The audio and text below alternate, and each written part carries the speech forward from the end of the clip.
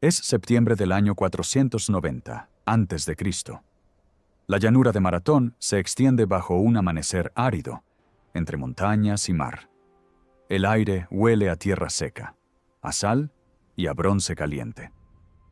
Hay 11.000 hombres de pie en el silencio de la madrugada.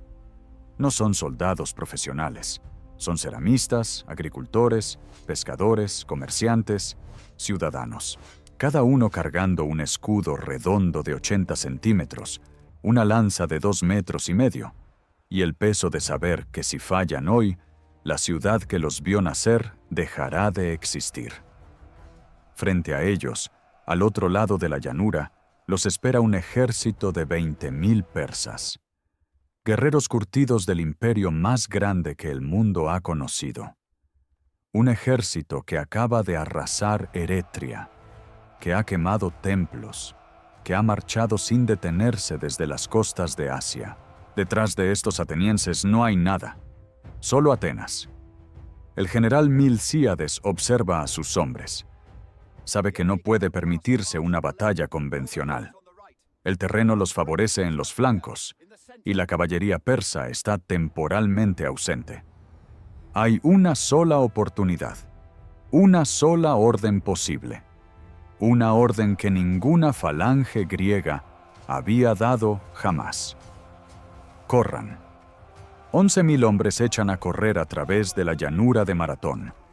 El impacto del bronce contra el bronce se escucha a kilómetros, y cuando el sol alcanza su punto más alto de aquel día de septiembre, son los persas los que huyen hacia sus barcos. 6.400 muertos persas. 192 atenienses. En una sola tarde, el mundo acaba de cambiar. Pero para entender por qué ese día importa y por qué este puñado de ciudadanos soldados fue capaz de lo imposible, necesitamos retroceder más de 2.000 años. Necesitamos ir al principio de todo. Porque la historia de la antigua Grecia no es solo la historia de guerras y filosofía. Es la historia de la invención del mundo que habitamos. Nadie supo entonces que en aquel rincón escarpado del Mediterráneo oriental, en un territorio con suelos pobres y sin grandes ríos, sin la extensión del Nilo ni las riquezas de Persia, estaban haciendo algo que ningún imperio con todos sus recursos jamás había logrado crear. Una civilización que haría de la pregunta una herramienta, del debate un gobierno, y del pensamiento libre el valor más alto de la existencia humana. Esta es la historia completa de la antigua Grecia. Y empieza mucho antes de Maratón. Hace 5.000 años, cuando la mayor parte de Europa vivía en chozas de barro, una civilización florecía en una isla del Mediterráneo. Los minoicos de Creta construyeron el palacio de Cnosos, un complejo de 5 hectáreas con múltiples pisos, sistemas de canalización de agua corriente y paredes cubiertas de frescos que el tiempo no ha podido borrar del todo. Jóvenes acróbatas saltando sobre toros. Mujeres con vestidos de volantes y una libertad de movimiento que no volvería a representarse en piedra durante siglos. Delfines azules y verdes nadando en paredes que hoy siguen en pie. Los minoicos fueron la primera talasocracia de Europa. Una civilización que dominó el Mediterráneo oriental no con ejércitos terrestres, sino con flotas comerciales. Su escritura, el lineal A, aún no ha sido descifrada. Sus secretos permanecen sellados. Lo que sí sabemos es que hacia el año 1450 a.C., algo los destruyó. Una erupción volcánica en la isla de Tera que envió tsunamis contra las costas cretenses, combinada con invasores llegados desde el continente. Probablemente ambas cosas a la vez. El esplendor desapareció sin dejar herederos directos. Ese invasor llegado desde el norte fue la civilización micénica. Los micénicos dominaron la Grecia continental durante 500 años. En Micenas construyeron muros de piedra tan colosales que los griegos posteriores creyeron que solo podían haberlos levantado gigantes. Los llamaron muros ciclópeos. En Tirinto, en Pilos, en Tebas, los reyes micénicos acumularon oro, bronce y poder. Desarrollaron el lineal B, la forma más arcaica del griego conocida, descifrada apenas en 1952. Y en algún momento, hacia el año 1200 a.C., sus ejércitos navegaron hacia una ciudad en la costa de Anatolia. La llamaban Troya. Si la guerra de Troya ocurrió realmente, nadie puede afirmarlo con certeza. Pero las excavaciones en Hisarlik, en la actual Turquía, han encontrado capas de destrucción y reconstrucción que sugieren que allí hubo un conflicto real. Los mitos, a veces, cubren verdades demasiado antiguas para sobrevivir de otro modo. Lo que llegó después fue una oscuridad que los historiadores tardaron generaciones en comprender. Hacia el año 1100 a.C., la civilización micénica colapsó. No fue un evento único, sino una cascada. Invasores desde el oeste, sequías prolongadas, terremotos, el colapso de las rutas comerciales que conectaban el Mediterráneo. Los palacios ardieron. La escritura desapareció. La población cayó en picada. Durante 300 años, la Grecia que conocemos dejó de existir. Pero la oscuridad no fue absoluta. En Lefkandi, una pequeña comunidad de la isla de Eubea, el hilo del contacto mediterráneo nunca se cortó del todo. Como una brasa bajo las cenizas, algo sobrevivió. Y hacia el año 800 a.C., la brasa volvió a encenderse. Un hombre que la tradición llama Homero comenzó a cantar. Su nombre, su rostro, incluso su existencia como individuo único, siguen siendo un misterio. Lo que importa es lo que creó: la Ilíada y la Odisea. Los griegos adoptaron el alfabeto fenicio, lo adaptaron, le agregaron vocales, y el conocimiento que durante la Edad Oscura había sobrevivido solo en la memoria de poetas itinerantes quedó fijado en papiro. El mundo griego comenzó a reorganizarse, y lo hizo de una manera que no tenía precedente histórico. No como un imperio, no bajo un rey único, sino como una constelación de ciudades independientes, cada una con sus propias leyes, sus propios dioses tutelares, sus propias instituciones.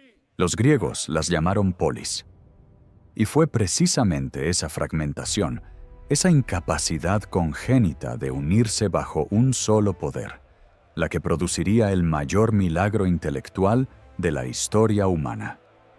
Para entender cómo fue posible, hay que comprender la anatomía del mundo griego. Un territorio de 130.000 kilómetros cuadrados, donde el 80% del suelo es roca y montaña. Ningún punto del continente dista más de 90 kilómetros del mar. Esa geografía fragmentó a los griegos en comunidades separadas por valles y montañas, los forzó a dominar el Mediterráneo como arteria comercial, y sembró en cada ciudad el impulso de demostrar que ella, entre todas, era la más grande. Ese mundo descansaba sobre 5 pilares, 5 ideas que, juntas, nunca habían existido en la historia humana.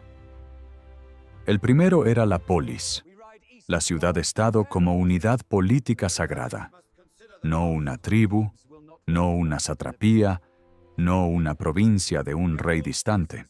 Una comunidad de ciudadanos que se gobernaban a sí mismos, con leyes escritas y asambleas donde la voz de un ceramista valía lo mismo que la de un aristócrata.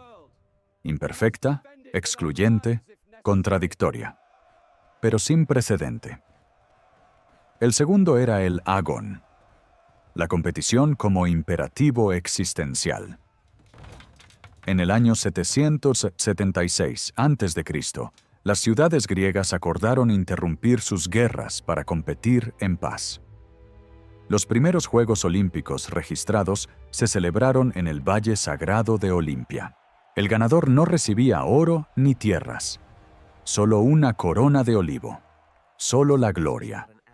Porque la búsqueda de la excelencia, la arete, era un deber cívico. Y ese deseo de superación no se detuvo en el estadio. Se extendió a la filosofía, al teatro, a la arquitectura, a cada rincón de la vida griega. El tercero era el mar. La Grecia continental no podía alimentarse a sí misma con sus suelos pobres. Sin el Mediterráneo como arteria comercial, no había Grecia.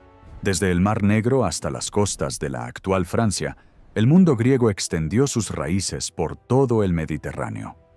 El océano se convirtió en el lago interior de su civilización, un espacio donde las ideas viajaban tan rápido como las ánforas de aceite de oliva. El cuarto eran los dioses, no como barreras al pensamiento, sino como espejos. Zeus celoso, Hera vengativa, Afrodita caprichosa, Ares brutal. Un panteón de emociones humanas magnificadas que enseñaba más sobre la naturaleza del hombre que cualquier teología de perfección. Los griegos no adoraban a dioses perfectos. Convivían con dioses que reconocían, que a veces incluso desafiaban. Y esa familiaridad con lo divino, paradójicamente, les dejó el campo libre para algo que ningún otro pueblo de la época había hecho con esa determinación: pensar sin red. El quinto pilar era el logos, la creencia de que el argumento racional puede resolver cualquier pregunta, desde disputas políticas hasta el origen del cosmos. Y fue este pilar, el más frágil y el más poderoso de los 5, el que produciría la revolución más silenciosa y más duradera de la historia humana. Todo comenzó en una ciudad costera de Asia Menor, en Mileto, hacia el año 585 a.C. Tales de Mileto era comerciante, matemático y astrónomo. Cuentan que predijo un eclipse solar con semanas de anticipación, usando geometría y registros astronómicos babilónicos, y que los griegos que lo presenciaron quedaron paralizados de asombro cuando el sol desapareció en pleno día, exactamente cuando él había dicho que desaparecería. Pero la predicción no era lo que hacía a Tales revolucionario. Lo revolucionario era la pregunta que lo obsesionaba: ¿de qué está hecha la realidad? No qué Dios la creó. ¿De qué está hecha? Su respuesta era incorrecta: el agua. Pero la pregunta era la revolución. Por primera vez en la historia humana, alguien buscaba explicar el cosmos sin invocar ninguna deidad. Sus sucesores fueron más lejos. Heráclito de Éfeso proclamó que la realidad es flujo perpetuo. No se puede entrar 2 veces en el mismo río. Empédocles sistematizó los 4 elementos que gobernarían la medicina occidental durante 2 milenios. Y en la ciudad de Abdera, un hombre llamado Demócrito llegó a la conclusión más asombrosa de todas: toda la materia está compuesta de partículas tan pequeñas que son invisibles e indivisibles. Las llamó átomos, lo que no puede cortarse. El universo, decía Demócrito, es principalmente vacío. Lo que percibimos como sólido es casi todo nada. Vivió casi 100 años y murió, según la tradición, riendo. La posteridad tardó 23 siglos en darle la razón. Mientras tanto, Pitágoras de Samos fundaba su escuela en Crotona y demostraba que los números son la gramática secreta del universo. La realidad tiene estructura matemática, y si la tiene, puede ser comprendida por cualquiera con la capacidad de razonar. Y sobre esos 5 pilares, 2 hombres construyeron, en el transcurso de casi un siglo, el marco político que haría posible todo lo demás. El primero se llamaba Solón. Era arconte de Atenas en el año 594 a.C. y encontró una ciudad al borde de la guerra civil. Los campesinos atenienses vivían endeudados hasta los huesos. Muchos habían sido vendidos como esclavos por no poder pagar lo que debían. Solón hizo algo sin precedente. Anuló todas las deudas. Liberó a quienes habían caído en servidumbre. Reorganizó la ciudadanía por renta en lugar de por nacimiento. Cuando terminó, se marchó de Atenas durante 10 años para que nadie pudiera presionarlo a deshacer sus reformas. Envejezco aprendiendo muchas cosas, dejó escrito. La semilla de la democracia tardó un siglo en brotar, pero él la plantó. El segundo fue Clístenes. En el año 508 a.C., tras la caída del tirano Hipias, Clístenes apeló directamente al pueblo y reorganizó los ciudadanos en 10 nuevas tribus artificiales, diseñadas para mezclar deliberadamente a atenienses de diferentes regiones y romper las lealtades de clan. Creó el Consejo de los 500. Estableció la Asamblea de Ciudadanos. Para el año 507, Atenas tenía un sistema de gobierno que ninguna lengua del mundo aún tenía nombre para describir. Lo llamarían democracia. Y en el horizonte del mundo griego, en el otoño de ese mismo siglo, se acercaba la primera gran prueba de si esa democracia valía lo que costaba defenderla. El imperio aqueménida persa era el mayor estado que la historia conocía. 50 millones de habitantes, desde Egipto hasta la actual Pakistán. Bajo Darío I, el imperio había aplastado la rebelión de las ciudades griegas de Jonia. Atenas y Eretria habían tenido la imprudencia de apoyar a los rebeldes y ayudar a quemar la ciudad de Sardes. Darío juró venganza personal. Para Persia, someter a la Grecia continental era una formalidad administrativa en la frontera occidental de un imperio de 4 millones de kilómetros cuadrados. Para los griegos, era el fin del único experimento político que el mundo había conocido. Y entonces llegó Maratón. El milagro que ya conocemos. Pero la victoria de Maratón no era el fin.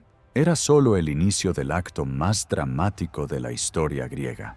10 años después, el hijo de Darío llegó con un ejército que haría palidecer al anterior. Jerjes I cruzó el Helesponto sobre un puente de barcos con fuerzas estimadas entre 100.000 y 300.000 hombres. La Grecia sobrevivió por 3 razones: una ciudad, un hombre y un paso de 15 metros. La ciudad era Atenas. El hombre era Temístocles. El paso eran las Termópilas. Temístocles había tenido una visión 6 años antes de que Jerjes llegara. Cuando las minas de plata de Laurión produjeron un excedente inesperado, convenció a los atenienses de invertirlo en una flota de 200 trirremes, interpretando el oráculo de Delfos que hablaba de murallas de madera como una referencia a los barcos. Sin saberlo aún, estaba construyendo la victoria de Salamina. Pero antes de Salamina vino Termópilas. Para entender lo que ocurrió allí, hay que comprender lo que era Esparta. Sus campos los trabajaban los hilotas, esclavos estatales que superaban a los ciudadanos libres en proporción de 7-1. Para mantener sometida esa población, Esparta necesitaba que cada ciudadano fuera un guerrero sin igual. Desde los 7 años, los niños espartanos eran entregados al agoge, un sistema de formación que no terminaba hasta los 30. La cripteia, la cacería ritual anual de hilotas, era simultáneamente un mecanismo de terror y una escuela de combate nocturno. Un régimen brutal que producía, por sus propias contradicciones internas, los mejores soldados del mundo conocido. En el estrecho paso de 15 metros de anchura entre montañas y el Golfo de Malia, el rey Leónidas I apostó 300 espartanos y 6.700 aliados. Leónidas había elegido personalmente a sus 300, asegurándose de que todos tuvieran hijos, para garantizar la continuidad de sus familias. No esperaba regresar. Durante 3 días, los espartanos y sus aliados sostuvieron el paso. Jerjes lanzó oleadas de sus mejores tropas, los inmortales, y fueron devueltas una y otra vez a las faldas de la montaña, las Termópilas, las puertas del calor, por las fuentes termales sulfurosas que aún humean hoy entre las rocas. como si la tierra misma recordara el olor de aquel combate. Fue la traición de un habitante local, quien reveló a Jerjes el sendero que rodeaba el paso. Leónidas envió a la mayoría de sus aliados. Los 300 espartanos y 700 tespianos que eligieron quedarse ajustaron sus armaduras en silencio y avanzaron. La inscripción que el poeta Simónides de Ceos grabó en piedra en ese lugar y que aún puede leerse hoy. Oh extranjero, ve a decir a los espartanos que aquí yacemos, obedeciendo sus leyes. Las Termópilas compraron el tiempo que Temístocles necesitaba. Atenas fue evacuada. Los persas entraron a una ciudad vacía y la quemaron. Jerjes observó el incendio desde una colina opuesta, sentado en un trono de plata. Y en las aguas estrechas del estrecho de Salamina, la trampa se cerró. Temístocles había enviado una nota falsa al rey persa, diciéndole que la flota griega intentaría escapar durante la noche, induciéndolo a bloquear el estrecho con sus barcos. En el espacio reducido, la maniobrabilidad persa quedó anulada.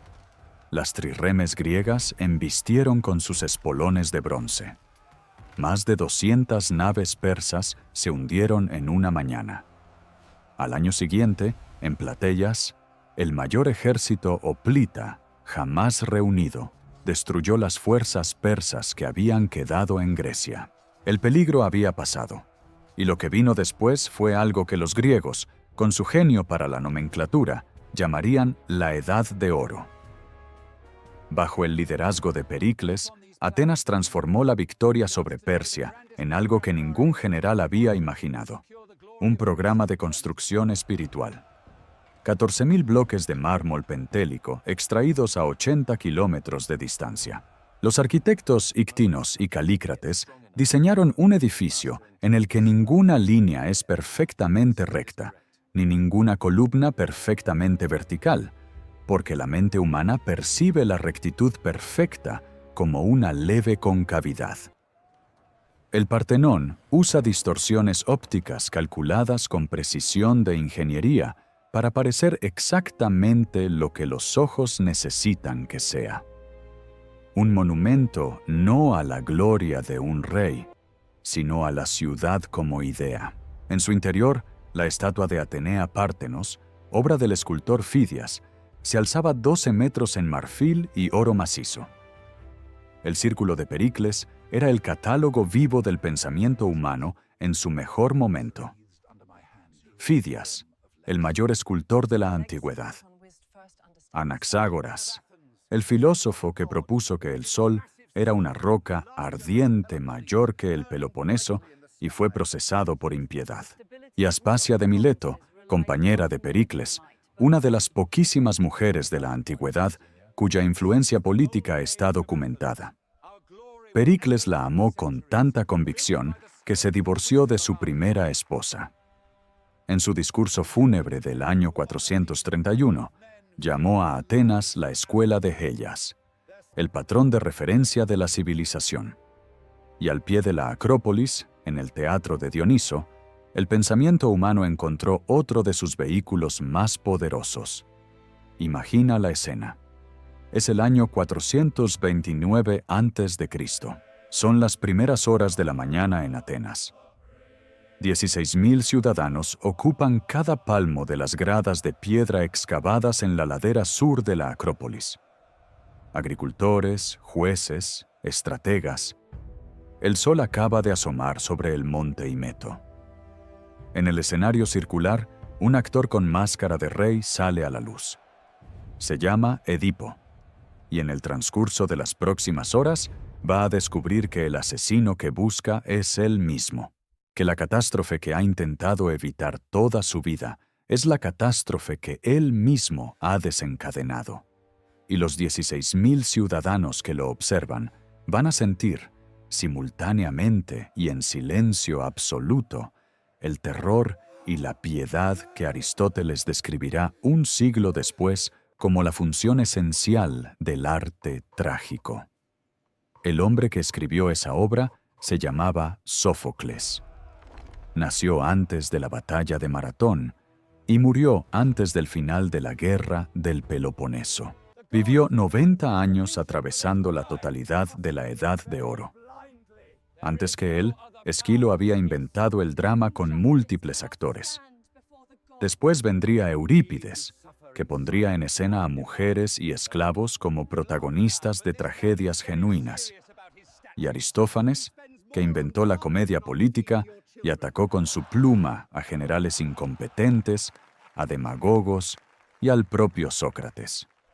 En esa ciudad sin libro sagrado escrito, ni moral divina codificada, el teatro era la conciencia pública. Lo que hoy debates en las redes sociales, los atenienses lo debatían en ese hemiciclo de piedra, con máscaras y música y el dios Dioniso como testigo.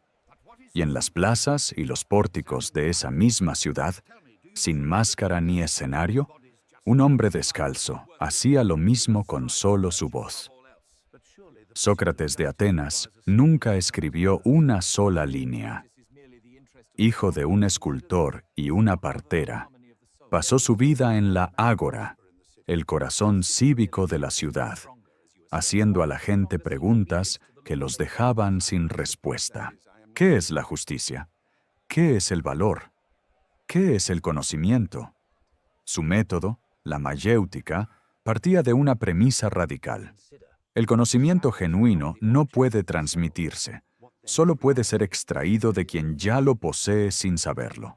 Sus preguntas no eran inocentes. Atacaban sistemáticamente a los sofistas, los maestros itinerantes que cobraban por enseñar retórica y argumentaban que la verdad es relativa. Para Sócrates, esa posición era una traición al pensamiento mismo. En el año 399 a.C., Sócrates fue juzgado ante 501 ciudadanos. La acusación formal: impiedad y corrupción de la juventud. El contexto real era más oscuro. Critias, el más brutal de los 30 tiranos que habían masacrado a cientos de atenienses 3 años antes, había sido su discípulo. La condena llegó por 280 votos contra 221. Una distancia angosta entre la filosofía y la muerte. Platón dejó escrita la escena del final en el Fedón. Sócrates habla sin detenerse mientras la cicuta sube desde los pies. El entumecimiento avanza por las piernas. Sigue hablando. Llega al pecho. Sus últimas palabras son un encargo a su amigo Critón. Debemos un gallo a Asclepio, el dios de la medicina. Un último gesto de orden cívica en el umbral de la muerte. La vida no examinada no merece ser vivida, había dicho. Y la vivió hasta el final con esa convicción absoluta. Platón, su discípulo más brillante, fundó la Academia en el año 386 a.C., la primera institución de enseñanza superior del mundo occidental.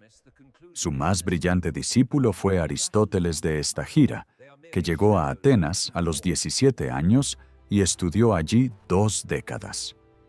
Cuando el rey Filipo II de Macedonia lo convocó en el año 343 para que educara a su hijo, Aristóteles aceptó. Durante 3 años, en los jardines de Miesa, un filósofo de 40 años y un príncipe de 13 se sentaban juntos a leer la Ilíada, a diseccionar animales recogidos en los arroyos cercanos, a debatir sobre justicia y guerra y la naturaleza de la felicidad. El nombre del príncipe era Alejandro. Aristóteles pensó en todo con esa misma energía y erró en muchas cosas con esa misma confianza. Defendió que la Tierra era el centro del universo. Creyó que el corazón era la sede de la inteligencia. La grandeza del pensamiento griego nunca fue la infalibilidad. Fue la voluntad de preguntar. Pero mientras el pensamiento florecía, la política griega se desintegraba bajo el peso de sus propias contradicciones, porque el pilar de la polis soberana e irreductible contenía una trampa mortal. Las ciudades-estado eran incapaces de ceder autonomía, incluso frente a amenazas existenciales.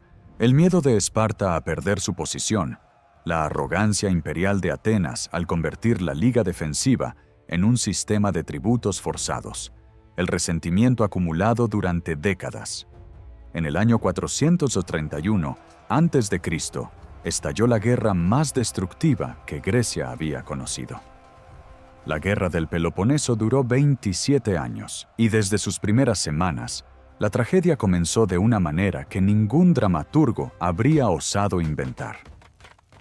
En el verano del año 430, mientras el ejército espartano devastaba los campos del Ática y Atenas, resistía detrás de sus murallas repleta de refugiados, llegó algo que ninguna lanza podía detener.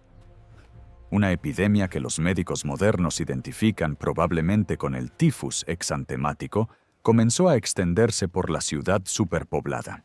Tucídides, el historiador que la contrajo y sobrevivió, dejó la primera descripción clínica precisa de una epidemia en la literatura occidental. Ojos rojos e inflamados, garganta sangrando, estornudos violentos, una sed tan insoportable que los enfermos se arrojaban a las cisternas y morían ahogados, la piel oscurecida por pústulas. En 2 brotes sucesivos, murió hasta el 25% de la población ateniense. Entre ellos, Pericles. Atenas siguió luchando, y en el año 415 cometió el error que los historiadores estudian como la definición clásica de la ibris, el orgullo desmedido que llama al castigo. La asamblea votó enviar una expedición a conquistar Siracusa, en Sicilia. La flota que zarpó del Pireo entre multitudes aclamantes tenía 134 trirremes y 27,000 hombres. Era la mayor expedición que una ciudad griega había enviado jamás. El líder político del proyecto, el brillante y sin escrúpulos Alcibíades, fue llamado a juicio antes de que llegara a Sicilia y desertó a Esparta. Lo que siguió fueron 2 años de incompetencia, traiciones y desastres encadenados. La flota entera fue destruida en el gran puerto de Siracusa. Los prisioneros atenienses fueron encerrados en canteras a cielo abierto bajo el sol siciliano, sin comida ni agua suficiente. La mayoría murieron de exposición. Los sobrevivientes fueron vendidos como esclavos. Tucídides escribió que fue el mayor desastre sufrido por cualquier ejército heleno. La guerra terminó en el año 404, con la rendición de Atenas. Las murallas fueron demolidas. La democracia, abolida temporalmente. Pero Esparta no supo qué hacer con su victoria. Su hegemonía sobre Grecia duró apenas 3 décadas antes de ser destruida por Tebas en la batalla de Leuctra, en el año 371. La hegemonía tebana duró aún menos. El cuerpo de la Grecia clásica estaba exangüe de guerras que ninguna ciudad podía ganar definitivamente. Y fue precisamente esa exhaustión la que preparó el terreno para lo que venía del norte. Porque Filipo II de Macedonia había estado observando. Había pasado 3 años de su juventud como rehén en Tebas. Había visto las tácticas del general Epaminondas. Regresó a Macedonia y creó algo nuevo, una falange de zarisas, lanzas de casi 6 metros que proyectaban un bosque de puntas de metal tan denso que ninguna falange hoplita podía penetrar. Financió ese ejército con el producto de las minas de oro y plata del monte Pangeo, 1,000 talentos por año. Y en el año 338, en la batalla de Queroneia, esa máquina de guerra aplastó la última coalición de ciudades griegas libres. El ala de caballería que selló la victoria fue mandada por el hijo de Filipo, un joven de 18 años que había aprendido filosofía con Aristóteles y estrategia con su padre. Su nombre era Alejandro. Tenía 20 años cuando Filipo fue asesinado y subió al trono. En las semanas siguientes sofocó todas las rebeliones con una velocidad que dejó al mundo griego sin aliento. Tebas, que había intentado levantarse, fue arrasada. Solo las casas de los sacerdotes y la del poeta Píndaro se salvaron de las llamas. En el año 334, cruzó el Helesponto con 40.000 hombres y comenzó la campaña militar más extraordinaria de la historia antigua. En el río Gránico venció a las fuerzas persas en su primera gran batalla y por poco muere en el combate. Un año después, en Iso, en la costa de Siria, se enfrentó al mismísimo rey Darío III y los persas huyeron. Cuando Alejandro entró en el campamento enemigo, encontró algo que ningún manual de campaña había previsto. La familia entera de Darío, su madre, su esposa, sus hijas, prisioneras de guerra. Alejandro las trató con un honor escrupuloso, garantizándoles el mismo trato que habrían recibido en su propia corte. Era un gesto calculado y al mismo tiempo genuino. Alejandro no solo quería conquistar Persia, quería ser su rey. En el año 331, en los llanos de Gaugamela, en la actual Irak, el imperio persa dejó de existir. Darío huyó y fue asesinado por sus propios generales. Alejandro quemó ceremonialmente Persépolis, el corazón simbólico del poder aqueménida. En Egipto fundó Alejandría, la ciudad que se convertiría en la capital intelectual del mundo helenístico. Siguió avanzando.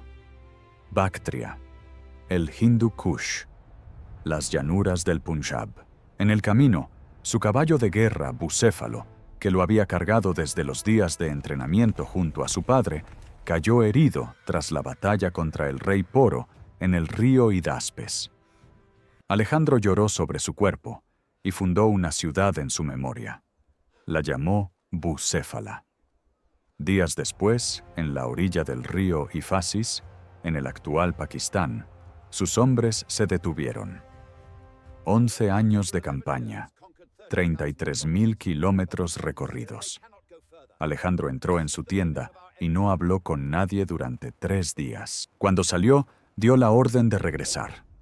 En Babilonia, el 10 de junio del año 323, a los 32 años, Alejandro el Grande murió de fiebre.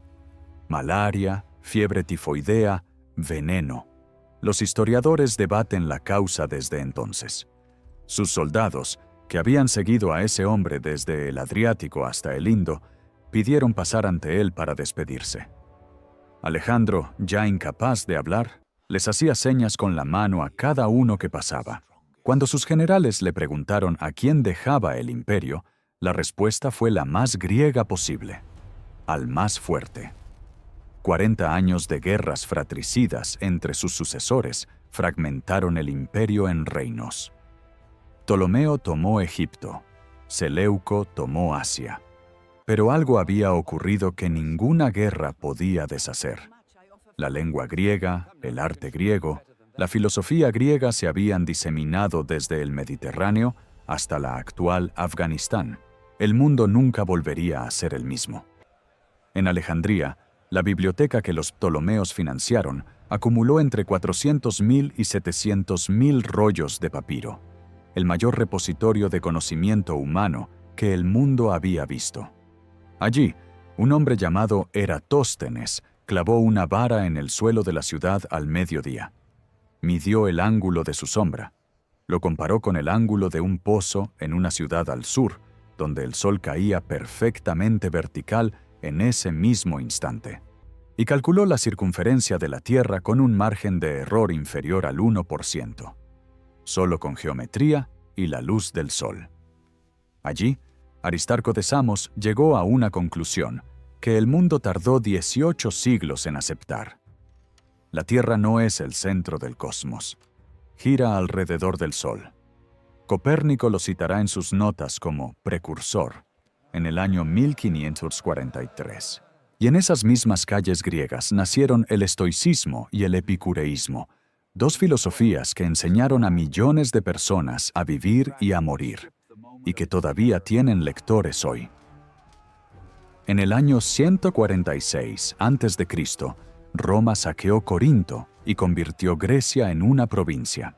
Pero el verdadero fin del mundo helenístico llegaría casi un siglo después, en un palacio de Alejandría, junto al mar. Cleopatra Septime era la última descendiente de Ptolomeo, el general de Alejandro, que había gobernado Egipto 3 siglos antes. Hablaba 9 idiomas. Era la última de su dinastía en aprender el egipcio de sus propios súbditos. Había gobernado el último gran reino del mundo griego, con una inteligencia política que sus contemporáneos, casi todos hombres, nunca dejaron de subestimar. Cuando Octaviano cerró el cerco sobre Alejandría en el verano del año 30 a.C., Cleopatra comprendió que esta vez no había maniobra posible. Entró a su cámara, se tumbó en su lecho con sus joyas de reina y murió.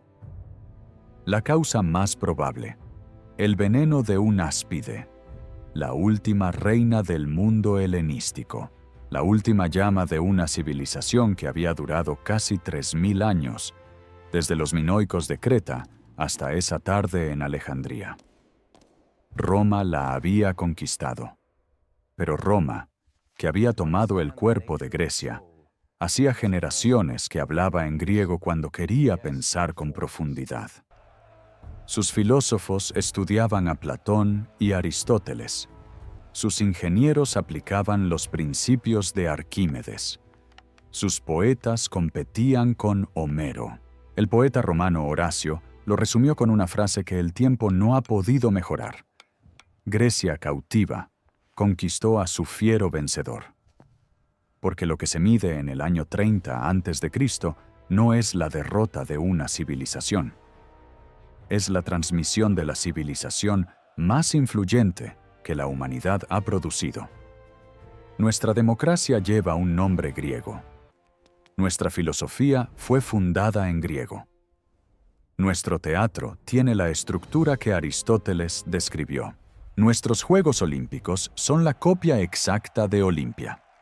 El modelo heliocéntrico que gobierna nuestra comprensión del cosmos lo propuso Aristarco 2 milenios antes de que Copérnico se atreviera a publicarlo.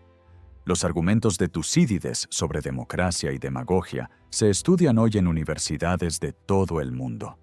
La geometría de Euclides gobierna los teléfonos en nuestros bolsillos. La medicina de Hipócrates sigue dando nombre al juramento que los médicos recitan el día que se gradúan. Y así, la pregunta con la que debemos cerrar no es ¿por qué Grecia cayó? Toda civilización cae. La pregunta es ¿cómo un territorio sin grandes ríos, sin suelos ricos, sin un gobierno central, con ciudades en permanente guerra entre sí, logró producir en menos de 3 siglos la mayor concentración de ideas fundacionales de la historia humana? La respuesta quizás es la más griega de todas las respuestas posibles. Porque nunca dejaron de preguntar. Porque hicieron del debate un gobierno, de la competición una virtud, y del pensamiento libre el valor más alto de la existencia. Porque en un mundo de imperios que obedecían, ellos eligieron entender. Lo que se perdió puede comprenderse. Lo que se rompió puede estudiarse. Y lo que fue olvidado puede reconstruirse. Te veo en la próxima era.